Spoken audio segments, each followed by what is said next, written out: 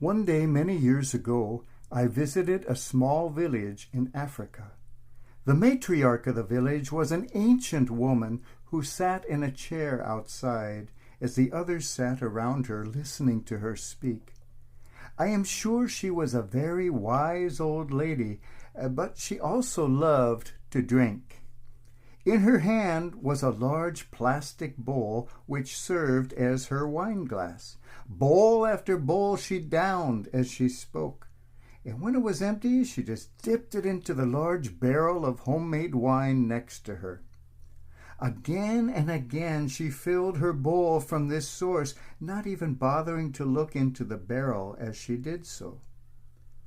I did look, however, and was horrified at the sight.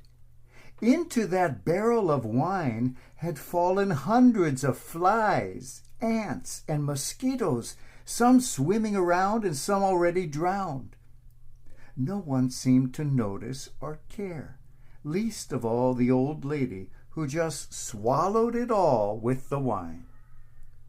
She really seemed to like me, and we talked and joked for quite a while. With her sense of hospitality, she kept giving me her bowl of wine to drink from. The sight of all those dead and drowning bugs floating around made me recoil, and each time she offered me a drink, I just politely put my lips to her bowl and pretended to take a sip. There was no way I was going to drink that stuff.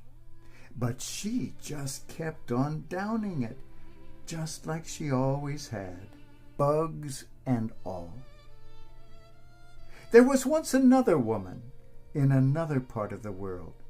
She had been taught the customs and religion of her people, and there was a lot of good in that. But through the years, a lot of junk had also fallen in.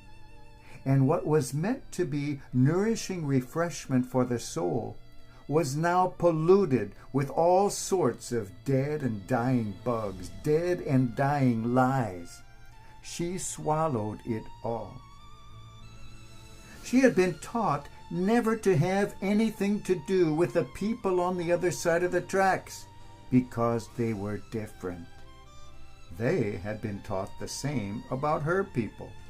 Hatred had crept into the water of religion, and that water was no longer pure.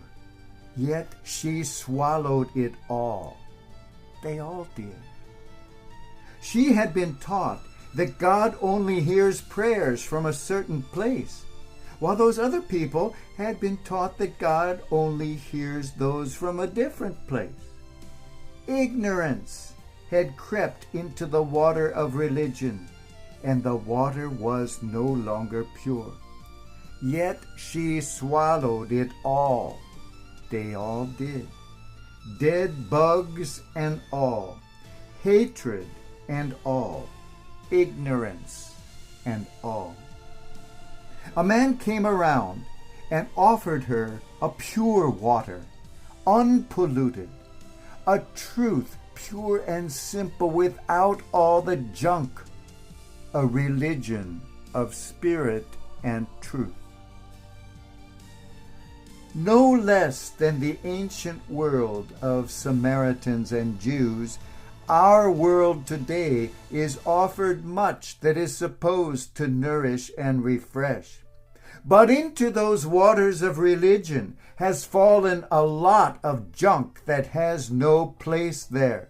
Ignorance and hatred, bigotry and selfishness spoiling the water of true understanding. Yet people swallow it all. Polluted water, polluted religion, polluted truth. And to us too comes the one who offers a pure water without all the junk. A teaching that makes us grasp that those who are different are not apart from us, but rather a part of us. A worship not bound to particular places or times, but rooted in the spirit and truth that is God. A religion that does not poison the heart with hatred, but causes it to beat with endless love. Give me this water, this unpolluted, living water, that I too may truly live.